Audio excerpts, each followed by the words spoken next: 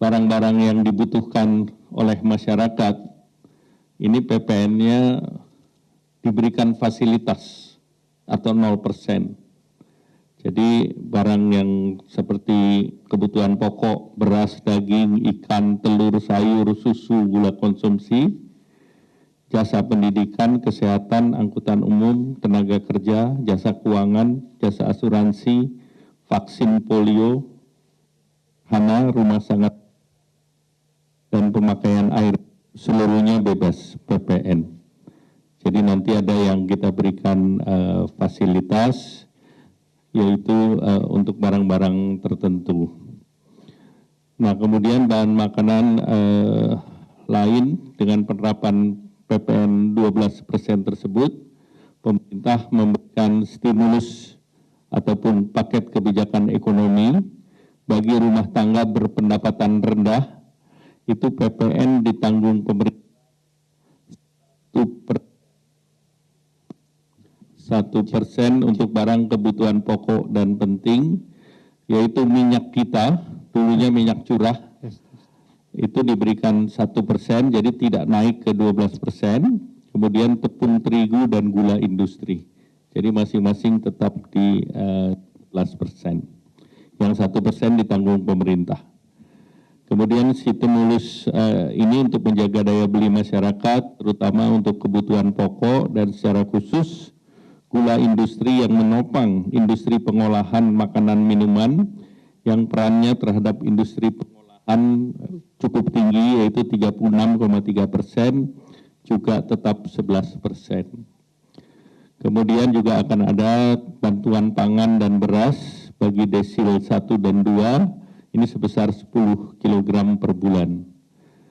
Nah, kemudian untuk mengurangi beban pengeluaran rumah tangga dan daya listrik terpasang di bawah atau sampai dengan 2.200 volt ampere, diberikan biaya diskon sebanyak 50% untuk 2 bulan. Nah, bagi kelas menengah, itu pemerintah melanjutkan kembali PPN ditanggung pemerintah untuk properti sampai dengan 5 miliar dengan dasar pengenaan pajak 2 miliar. Jadi 2 miliar ditanggung pemerintah, sisanya yang sampai dengan 5 miliar, 2 sampai 3 miliar, yang 3 miliarnya bayar. Kemudian melanjutkan kembali fasilitas untuk kendaraan bermotor berbasis baterai atau electric vehicle atas penyerahan roda 4 yang berdasarkan pada TKDN. Dan masih dilanjutkan PPN BM ditanggung pemerintah untuk kendaraan baterai atau EV atas import EV roda tertentu secara utuh atau CBU dan roda 4 tertentu yang CKD atau completely knockdown. Nah, sesuai dengan program yang sudah berjalan, ini juga ada pembebasan biaya masuk EV CBU masih diberikan. Kemudian terkait dengan yang terbaru adalah PPN BM-DTP untuk kendaraan bermotor hybrid. Nah, ini PPN untuk hybrid itu pemerintah memberikan diskon ataupun memberikan ditanggung pemerintah sebesar 3%. Nah, memperhatikan juga masyarakat kelas menengah di sektor padat karya, pemerintah memberikan insentif PPh pasal 21 ditanggung oleh pemerintah, yaitu yang gajinya sampai 10 juta. Jadi dari 4,8 sampai 10 juta itu PPh-nya ditanggung pemerintah khusus untuk industri padat karya. Nah, ditambah lagi jaminan kehilangan pekerjaan dari BPJS Naker dioptimalisasi. Artinya dari fasilitas yang ada, BPJS ini akan membuat mekanisme yang lebih mudah, sehingga nanti perubahannya adalah masa klaimnya bisa diperpanjang sampai 6 bulan, dan manfaatnya 60% untuk 6 bulan. Kemudian juga untuk jaminan kecelakaan kerja bagi industri padat karya tertentu, ini diberikan diskon sebesar 50% untuk 6 bulan.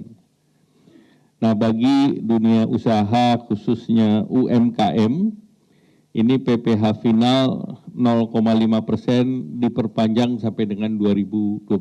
Kalau berdasarkan regulasi yang ada, tahun 2024 sudah selesai, tetapi ini tetap kita perpanjang sampai dengan 2025. Kemudian untuk pembiayaan industri padat karya, ini fasilitas baru, itu pemerintah memberi subsidi untuk kredit investasi. Jadi untuk kredit investasi guna revitalisasi permesinan di sektor padat karya, itu bisa tekstil, bisa furniture, bisa alas kaki, itu apapun banknya pemerintah subsidi 5%. Dan ini 5% tentu menjadi bagian daripada plafon subsidi yang ada dalam program kredit usaha rakyat. Nah, selanjutnya kami minta Bu Menteri Keuangan untuk menjelaskan secara rinci. Kami persilakan. Terima kasih Pak Menko. Bismillahirrahmanirrahim. Assalamualaikum warahmatullahi wabarakatuh. Selamat pagi dan salam sejahtera untuk kita semua.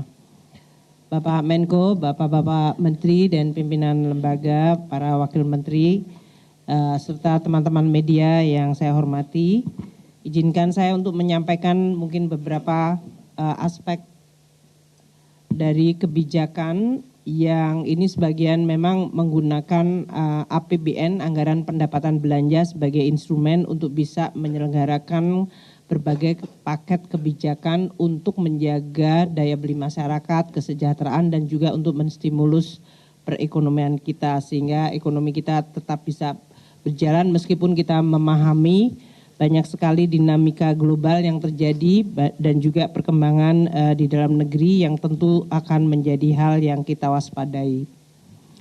Yang kedua, saya juga ingin menyampaikan kepada seluruh media, masyarakat, pelaku usaha, para pengamat yang memberikan berbagai pandangan mengenai kebijakan terutama terkait dengan kebijakan PPN 12% maupun APBN secara keseluruhan.